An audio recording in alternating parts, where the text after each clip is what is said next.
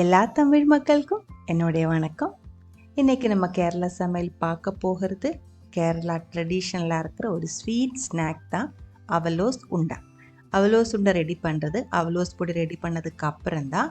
அவலோஸ் பொடியோட recipe நம்ம already upload பண்ணி இருக்குது. இருந்தாலும் இந்த வீடியோவில் நான் ஒரு டைம் அது காமிக்கிறேன். ரொம்ப நாள் கெடாமல் வைக்க முடிகிற ஒரு ஸ்நாக் தான் இது. 6 மாதத்துக்கு மேலே எல்லாம் கெடாமல் இருக்கும். ஹாஸ்டலில் படிச்சுட்டு இருக்கிற குழந்தைங்களுக்கும் வெளியூர்லாம் வேலை செஞ்சுட்டு இருக்கிறவங்களுக்கும் எடுத்துகிட்டு போக முடிகிற ரொம்ப யூஸ்ஃபுல்லாக இருக்கிற ஒரு ஸ்நாக் தான் இது. எப்படி செய்யலான்னு பார்த்துட்டு வரலாம். 1 கிலோ பச்சை அரிசி 4 மணி நேரம் ஊற வச்சு வடிகட்டி எடுத்து வச்சுருக்கு. ரொம்ப காய வேண்டியதெல்லாம் தண்ணி போனால் மட்டும் போதும். அதுக்கப்புறம் மிக்சி ஜாருக்குள்ளே கொஞ்சம் கொஞ்சமாக போட்டு கிரைண்ட் பண்ணி எடுக்கணும். மிக்சியில் பவுடர் பண்ணுற டைமில் ரொம்ப ஃபைன் பவுடர் ஆகக்கூடாது. ரவா சைஸில் இருக்கிற பவுடர் தான் நமக்கு வேணும். ரொம்ப பவுடர் மாதிரி ஆகக்கூடாது. இனி இது அகலமாக இருக்கிற ஒரு சீவில் நல்லா அரிச்சு எடுத்துக்கோங்க. ரொம்ப பெரிய அகலமாக இருக்கிற சீவு வேண்டியதெல்லாம் ரவா சைஸில் இருக்கிற பவுடர் நமக்கு கிடைக்கணும். அதனால அந்த ஒரு சைஸ் பார்த்துட்டு நீங்கள் இந்த அரிப்பி எடுத்துக்கோங்க. ரவையிலிருந்து கொஞ்சம் பெருசானாலும் ஒன்றும் ப்ராப்ளம் இல்லை. எல்லாமே பவுடர் மாதிரி ஆகக்கூடாது. மிக்சியில் நம்ம இதே மாதிரி அரிச்சு எடுக்கும்போது கொஞ்சம் கொஞ்சமாக போட்டு ரெடி பண்ணி எடுத்துக்கோங்க. ஒரு டைம் அரிச்சு எடுக்கும்போது இதே மாதிரி கொஞ்சம் மிச்சம் அரிசி மாவு வந்துடும். அது மிக்சி ஜாருக்குள்ளே போட்டு மறுபடியும் ஒரு 4-5 ஸ்பூன் அதுக்குள்ளே அரிசி ஊற வச்ச அரிசி போட்டு பவுடர் பண்ணி எடுத்து இதே மாதிரி ஃபுல்லாக அரிச்சு எடுத்துக்கோங்க. 1 கிலோ அரிசி மாவு நம்ம இப்போ ரெடி பண்ணி எடுத்து வச்சுருக்கு. இதுக்குள்ளே இன்னும் கொஞ்சம் ஐட்டம்ஸ் ஆட் பண்ண வேண்டியது இருக்குது. ஒரு பெரிய பாத்திரத்தில் மாற்றிக்கோங்க. இதுக்குள்ளே 4 கப் அளவுக்கு பச்சையாக இருக்கிற துருவன தேங்காய், 2 சின்ன சைஸ் தேங்காய் துருவி எடுத்துக்கோங்க. இல்லை இருந்தால் ஒரு பெரிய தேங்காய் ஃபுல்லாக துருவி எடுத்துக்கோங்க. கூடவே 2 டீஸ்பூன் அளவுக்கு ஜீரகம், 1.5 டீஸ்பூன் அளவுக்கு உப்பு, இது எல்லாமே சேர்த்து கையில் நல்லா மிக்ஸ் பண்ணணும். இதே மாதிரி பெரிய சைஸ் தேங்காய் இதுக்குள்ளே பட்டுச்சுன்னு எடுத்துக்கோங்க. வறுத்தெடுக்கும்போது அது ஃப்ரை ஆகிறதுக்கு கொஞ்சம் டைம் ஆகும். இன்னும் கொஞ்சம் பெரிய பாத்திரத்தில் மாற்றிடலாம். முதல்ல எடுத்த பாத்திரம் கொஞ்சம் சின்னதாக இருந்துச்சு. நம்ம மிக்ஸ் பண்ணும்போது கீழே கொட்டிடும். அதனால் நான் கொஞ்சம் பெரிய பாத்திரம் எடுத்திருக்கேன்.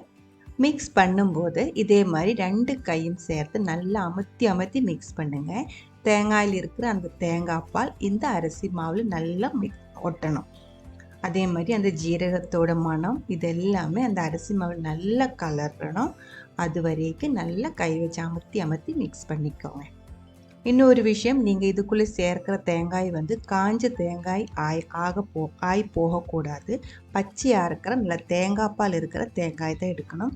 அப்போ தான் நம்ம அவலோஸ் பொடிக்கும் அவலோஸ் உண்டைக்கும் நல்லா டேஸ்ட்டாக இருக்கும். ஒரு 15 to 20 நிமிஷம் இதே மாதிரி நல்லா அமர்த்தி மிக்ஸ் பண்ணும்போது மேக்ஸிமம் அந்த தேங்காய் பாலில் மதில் ஒட்டி நல்லா கிடச்சிடும். இது உடனே வறுத்து எடுக்கக்கூடாது. அரை மணி நேரம் அப்படி இருக்கட்டும். கையில் இதே மாதிரி நல்லா அமர்த்தி வச்சுக்கோங்க. அதுக்கப்புறம் நம்ம இது மூடி வச்சுக்கலாம். அரை மணி நேரத்துக்கு அப்புறம் நம்ம இது வறுத்தெடுக்கணும். வறுத்தெடுக்கிறதுக்காக அடிகட்டியாக இருக்கிற ஒரு பெரிய பாத்திரம் எடுத்துக்கோங்க. உங்களோட பாத்திரத்தோட சைஸ் ரொம்ப பெருசாக இருந்துச்சு அப்படின்னா நம்ம மிக்ஸ் பண்ணி வச்ச எல்லா மாவும் ஒன்றா சேர்த்து வறுத்தெடுத்துக்கலாம்.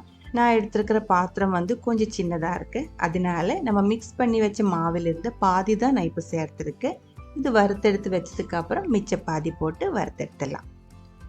தீ மீடியம் ஃப்ளேமில் வச்சுக்கோங்க. முதல்ல இது ஒரு கோல்டன் கலராகி வர்ற வரைக்கும் நம்ம இது வறுத்துட்டே இருக்கணும். கைவிடாமல் நம்ம இதே மாதிரி மிக்ஸ் பண்ணிகிட்டே இருக்கணும். இப்போ பாருங்கள், அந்த மாவிலிருந்து ஆவி வர ஆரம்பிச்சிருக்கு. மாவு நல்ல சூடாக இருக்குது. இப்போ அந்த ஆவி எல்லாம் அமங்கி அது நல்லா ட்ரை ஆகி கோல்டன் கலர் ஆகிற வரைக்கும் நம்ம இது கைவிடாமல் வறுத்துட்டே இருக்கணும். இப்போ பாருங்கள், அதோட கலர் மாறி வர ஆரம்பிச்சிருக்கு. ஒரு மஞ்சள் கலராக வர ஆரம்பிச்சிருக்கு. தீ நீங்கள் அட்ஜஸ்ட் பண்ணிடலாம். ரொம்ப தீ அதிகமாகிடுச்சிட்டு கம்மியாக வச்சு பண்ணிக்கோங்க. இப்போ பாருங்கள், நல்ல கோல்டன் கலராக வந்திருக்கு. இந்த கலர் ஆகிற வரைக்கும் நம்ம வறுத்துட்டே இருக்கணும். எல்லாமே பாருங்கள் ஒரே கலரில் இருக்குது. கரெக்டான அளவில் தீ வச்சு கைவிடாமல் வறுத்துட்டே இருக்கும்போது ஒரே ஈவன் கலரில் கிடைக்கும். இல்லை இருந்தால் கருகி போயிடும். இது ஃபுல்லாக ஒரு பாத்திரத்தில் மாற்றி மிச்ச பாதி இருக்கிற மாவும் நான் இதுக்குள்ளே ஆட் பண்ணி ஃபுல்லாக வறுத்தெடுக்கிறேன். வறுத்த மாவுக்கும் பச்சையாக இருக்கிற மாவுக்கும் இருக்கிற கலர் வித்தியாசம் பாருங்கள். இந்த மாதிரி தான் இருக்கும். வறுத்த நல்லா கோல்டன் கலரில் இருக்கும். பச்சையாக இருக்கிற மாவு வெள்ளை கலரில் இருக்கும். 1 கிலோ மாவு நான் ஃபுல்லாக வறுத்து எடுத்து வச்சுருக்கு. இந்த பவுடர் தான் அவலோஸ் பொடி அப்படின்னு சொல்கிறது.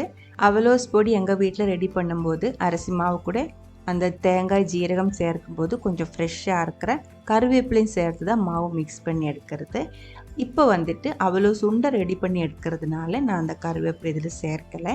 எல்லாருமே எங்கள் ஊரில் சேர்க்கறதில்ல, சில பேர் மட்டும்தான் கருவேப்பிலை சேர்த்து அவலோஸ் பொடி ரெடி பண்ணுறது. இந்த அவலோஸ் பொடி இப்படியே நம்ம சாப்பிட்டுக்கலாம். ஒரு டின்னில் அடைச்சி வச்சா இதுவும் 6 மாதத்துக்கு மேலே எல்லாம் கெடாமல் இருக்கும். தேவையாக இருக்கும்போது இடையில பசிக்கும் போது கொஞ்சம் ஒரு ஸ்பூனில் எடுத்து பிளேட்டில் போட்டு கொஞ்சம் சர்க்கரை மிக்ஸ் பண்ணி சாப்பிட்டுக்கலாம். இல்லை இருந்தால் இந்த பவுடர் பொடி கொஞ்சம் பழம் கட் பண்ணி சேர்த்து அப்படியும் சாப்பிட்டுக்கலாம். இந்த வறுத்த பவுடர் வச்சுட்டு அவலோஸ் பொடி வச்சுட்டு 6 மாதம் வரைக்கும் எல்லாம் கெடாமல் இருக்கிற அவலோஸ் உண்டா எப்படி ரெடி பண்ணலாம் தான் இனி நம்ம பார்க்க போகிறது. இது நல்லா ஆற விட்டுக்கோங்க. ஆறினதுக்கு அப்புறம் நம்ம இது ஒரு டைம் அரிச்செடுக்கணும். நம்ம இது உருண்டை பண்ணி எடுக்கிறதுனால இதில் இருக்கிற கட்டி எல்லாம் மாற்றி அதை தனியாக மிக்சியில் நல்லா பவுடர் பண்ணி இதுக்குள்ளே சேர்த்து மிக்ஸ் பண்ணி எடுத்துக்கலாம். இதில் இந்த பெருசாக தெரிகிற கட்டி வந்து பெரிய பெரிய பீஸ் தேங்காயாக இருக்குது. அது வந்துட்டு நம்ம தனியாக மிக்சியில் இன்னொரு டைம் பவுடர் பண்ணி எடுத்துக்கலாம். எல்லாமே அரிச்சு எடுத்து வச்சுருக்கு. அகலமாக இருக்கிற சீவில் தான் அரிக்கணும், அது பார்த்துக்கோங்க. இது இப்போ பார்க்கும்போது ஒரு ரவா சைஸ் இருக்கிற ஃப்ரை பண்ணி எடுத்த ரோஸ்ட் பண்ணி எடுத்த பவுடராக இருக்குது. மிச்சம் வந்தால் இந்த கட்டி இது மிக்சிக்குள்ளே போட்டு ஒரு டைம் பவுடர் பண்ணி அப்படியே அந்த நம்ம அரிச்சு எடுத்து வச்சு மாவுக்குள்ளே சேர்த்து மிக்ஸ் பண்ணிடலாம். இல்லை உங்களுக்கு ஒரு டைம் அரிச்சு எடுக்கணும் அப்படின்னா அப்படி அரிச்சும் எடுத்துக்கலாம். இந்த கட்டியெல்லாம் ஃபுல்லாக பவுடர் பண்ணி எடுக்கிறதோட பாதி வந்து அதுக்குள்ளே அப்படியே சேர்த்து மிக்ஸ் பண்ணி உருண்டை பண்ணி எடுக்கிறது இன்னும் பார்க்குறதுக்கும் சாப்பிட்றதுக்கும் டிஃப்ரெண்ட்டாக இருக்கும். பவுடர் ஃபுல்லாக ரெடியாக இருக்குது. இதுக்குள்ளே சேர்க்கறதுக்கு 2 இன்ச்சு சைஸுக்கு நீளமாக இருக்கிற சுக்கு எடுத்துக்கோங்க.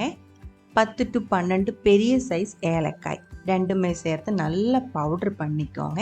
அதுவும் இந்த அரிசி பவுடர் கூட மிக்ஸ் பண்ணிக்கோங்க. ஏலக்காயோட தோல் வேணால் வெளியே எடுத்துக்கலாம், அந்த சீடை மட்டும் பவுடர் பண்ணி சேர்த்துடலாம். இந்த மிக்ஸில் இருந்து 1/2 கப் அளவுக்கு பவுடர் நம்ம தனியாக மாற்றி வச்சுக்கலாம். ஒரு பெரிய பிளேட்டில் மாற்றி ஸ்ப்ரெட் பண்ணி விட்டுக்கோங்க. நம்ம உருண்டை பண்ணி இந்த பவுடருக்கு மேலே போட்டு கோட் பண்ணி எடுத்தால் ஒட்டாமல் இருக்கும். அதுக்காக தான் 1/2 கப் அளவுக்கு இந்த பவுடர் நம்ம மாற்றி வைக்கிறது. மிச்சம் இருக்கிற பவுடரில் அவலோஸ் உருண்டை பண்ணி எடுத்துக்கலாம். 1 கப் அளவுக்கு அரிசி மாவுக்கு 1/2 கப் அளவுக்கு வெல்லத்திலிருந்து 3/4 கப் அளவுக்கு வெல்லம் வரையும் இனிப்புக்காக நம்ம எடுத்துக்கலாம். நான் இப்போ 600 கிராம் அளவுக்கு வெல்லம் எடுத்திருக்கு. இதில் 1/2 கப் அளவுக்கு தண்ணி ஊற்றி நல்லா கொதிக்க விட்டு ஒரு நூல் பதம் வர்ற வரைக்கும் வெயிட் பண்ணுங்க.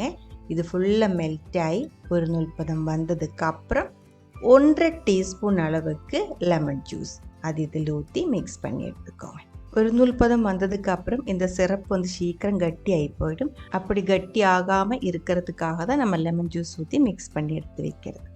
அதுக்கப்புறம் நல்ல சூடோடே இந்த சிரப் இந்த பவுடருக்குள்ளே ஊற்றி சீக்கிரம் மிக்ஸ் பண்ணிக்கோங்க. மிக்ஸ் பண்ணுறதுக்கு ரொம்ப நேரம் எடுக்கிற அப்படின்னா இது வந்து கட்டி ஆகி போயிடும். அதனால் சீக்கிரம் மிக்ஸ் பண்ணி உருண்டை பண்ணி எடுத்துக்கோங்க.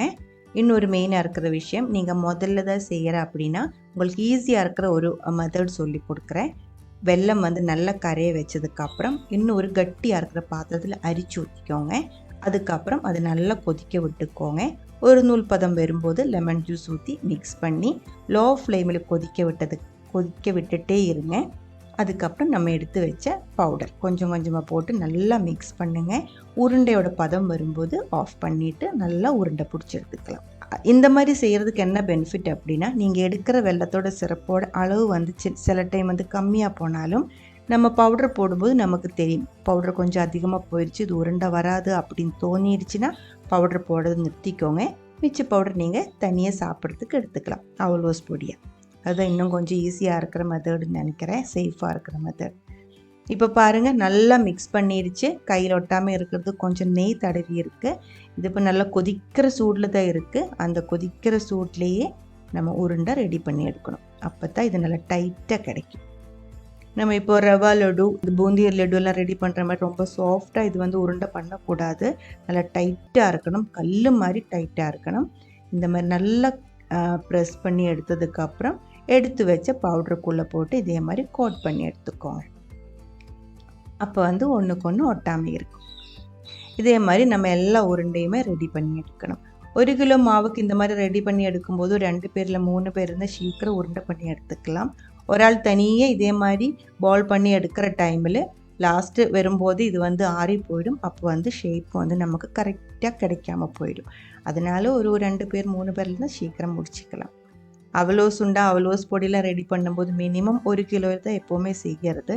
ரொம்ப நாள் ஸ்டோர் பண்ணி வைக்க முடியும்.